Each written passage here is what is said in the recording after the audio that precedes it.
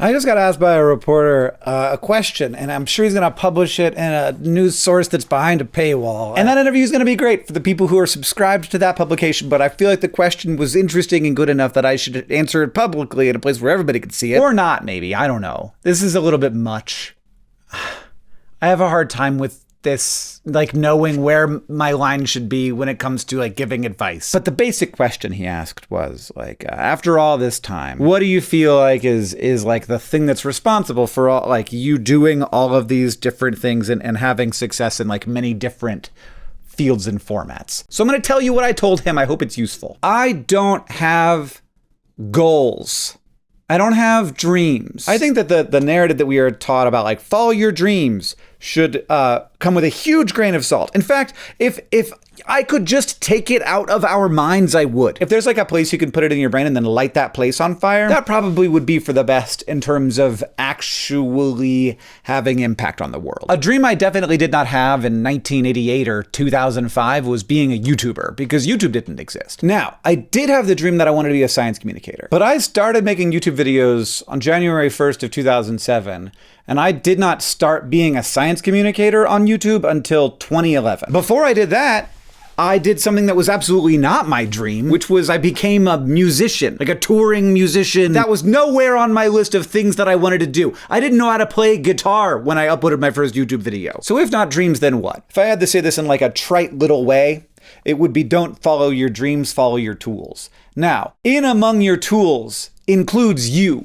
includes your values, includes what inspires you, and includes what you know, what you've learned about, what you've been drawn toward, what excites you, what you believe in. All that stuff is part of your toolkit. So at a certain point, I get like mental blocks for math. And so I had a hard time continuing to develop that skill, even though at first I was like good at math. And then eventually I was like, I can't figure this out. Like much past calculus, I kind of broke. And maybe I could have developed that skill more and that would have been valuable. But man, physical chemistry turned me off. But I did, as a young man, have very big sort of young man goals. You know, like I wanted to be involved in like the science of ending death. That was like a big thing for me. I was like, this is my thing. And I'd read books that I had like heroes who were fictional characters who had like, I don't need to get into the details, but that's what I wanted. When Catherine asked me like my dreams when we first met, I was like, I want to fix death. But really what I wanted was to like have an impact on the world. And for better or worse, I still have that one. But I just think that like having and aiming for a singular dream doesn't work. Like it means that like a bunch of other things pass by and you just like watch them pass by because they're not the thing you wanted to be. And I saw this so much early on in YouTube where these people would have amazing audiences, they'd have like money coming in, they'd have creative freedom, they'd have everything. It would be simple, it would be small, they'd have the opportunity to like build their own thing and completely own that thing. And then they would spend like half or 3/4 of their time auditioning for TV shows, things that they didn't control. They'd only get a tiny slice of the money of, that 99% of the time they would have wasted the time of the audition when they could have been at home making YouTube videos, which was more fun and more lucrative and ultimately much more impactful on their future as like creative people. But they had this dream. They had this dream that they wanted to be on TV. And so that was the thing they were aiming for. I really honestly think at the core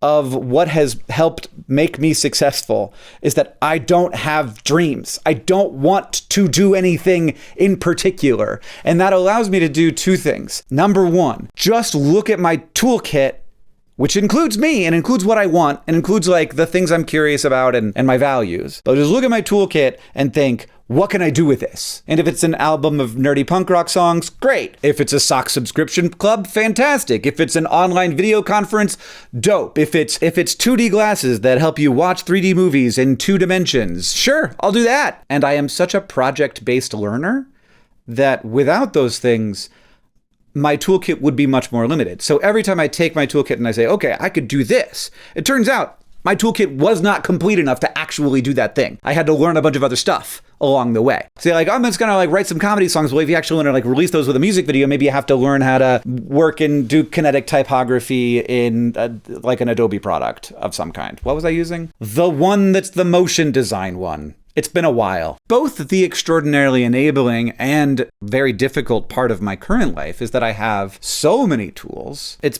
personal relationships, it's trust, it's audience, it's skill, it's talent, it's like all this stuff that I've built up that now the number of like unsolved problems I could apply that to is fairly large, which makes me have a hard time. Like if you can do these things, not doing them, which is why I've got like 21 different projects on one of my burners right now. And like in any given week, maybe I don't work on the thing that I really should be working on, which is probably my book, but I'll get there eventually, you know? And instead of doing this, I'm making this video. What the hell, Hank? So that's one thing that it allows me to do. And the other one is like very counterintuitive and people don't like it, kind of. I don't get the best responses when I tell people this, but it is when they're like, how do you decide what to do? I fall downhill is what I say.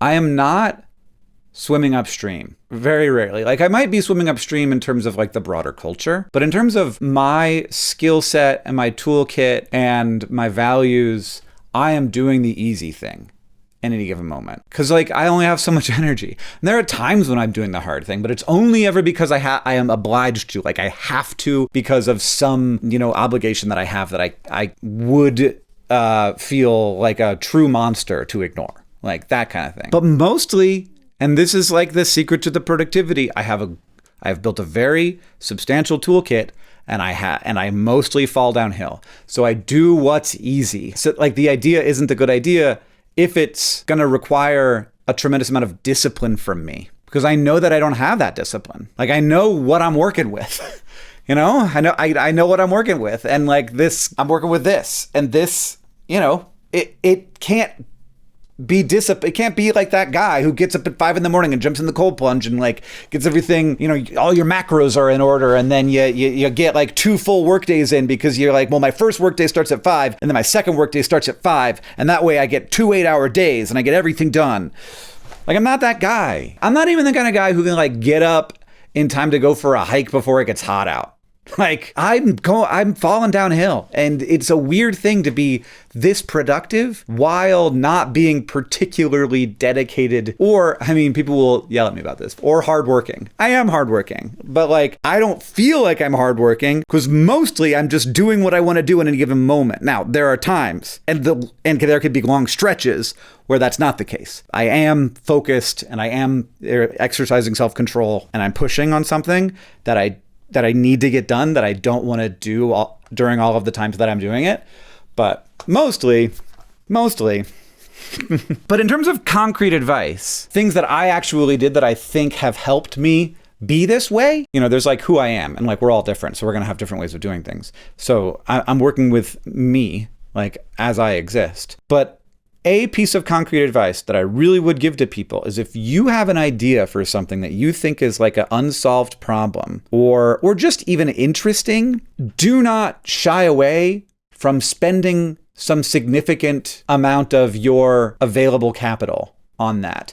And that is both time and money. It's very easy to give, and I think that you should, it's very easy to buy education from a university. This is absolutely a good way to spend money. And also it is easier to do it even if you don't have money, because student loan infrastructure exists. But that's not the only way to learn stuff. And so at various times in my life, I have said, okay, it is all right for me to spend 5% of my net worth on this idea that probably won't work.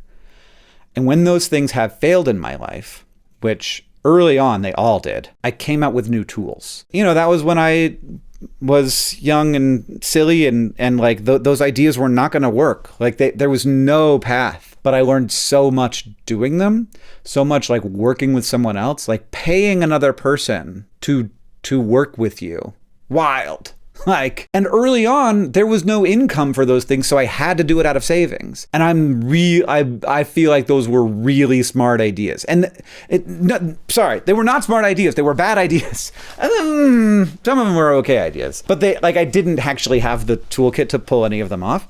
But all of them I learned so much from, just in terms of like taking the risk on myself, like rather than spending money in a safe way, like with school, or taking the risk on someone else, like investing in something or giving someone else a loan, taking the risk on myself letting me see what happened when I outlaid that capital, both in terms of time and money, and like better understanding at the end of that process, what was it that was in the way of that success? Was it me? Was it my ability to stay focused on the task? Was it the cost getting bigger than I thought it was going to? The marketing being harder than I thought it was going to? The story not working for people? Like there just not being people who wanted that product, whatever it was. You know, the marketplace, sometimes it's a marketplace problem, like not understanding or being able to integrate well into like the app ecosystem would be an example from today. At this point, there wasn't, in my life, there wasn't an app store. This was more like trying to compete on the web for views. And some of those things like made some of the money back, like money did come in.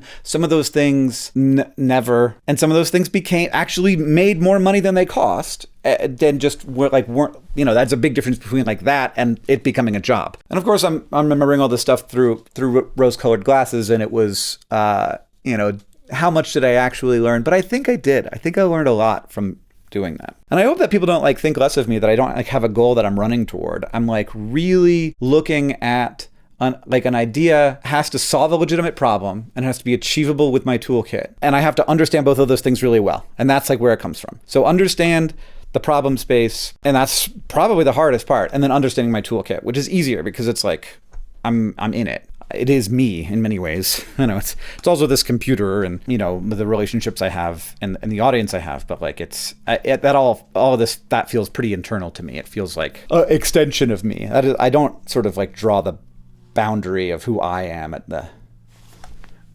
flesh boundary, at the like flesh border. That would be silly, you know?